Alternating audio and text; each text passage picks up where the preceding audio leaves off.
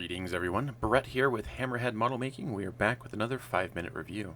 Today we're going to be taking a look at the 1/48 scale Tamiya Ki-61 toning. And this is a kit that I purchased because I've kind of grown interested in the inverted V series of fighter aircraft from the Second World War. I've built a couple 109s now. I've built the Maki 202, and kind of makes sense to add the Ki-61 to the collection.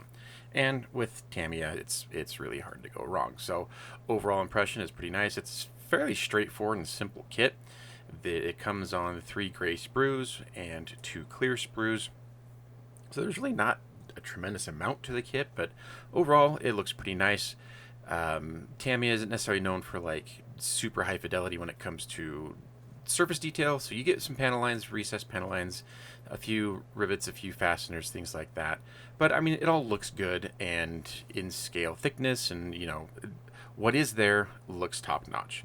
You do get a full cockpit, and this kit comes with one of the fuselages or an optional fuselage piece that's clear.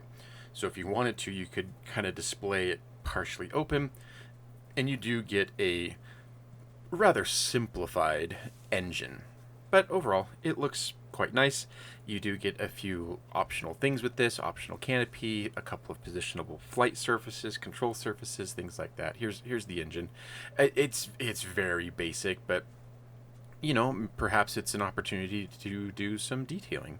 Here's the clear fuselage half. It is kind of like a frosty clear, so it's not completely transparent. Interesting choice, but it is what it is.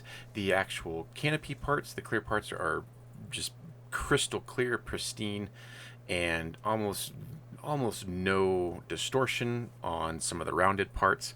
What I find interesting is that the actual front flat panel of the canopy on most other fighter aircraft tends to be flat.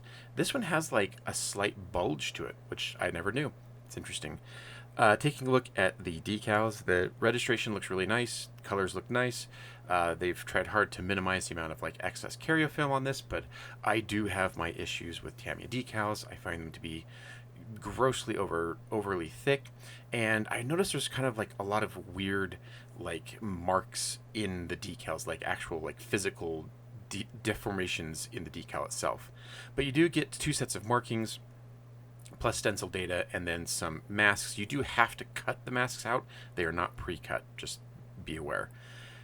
Marking options, you do get a rather nice camouflage one with that like high density splotchy camouflage on the upper surfaces and the fuselage, and then one that's just natural metal.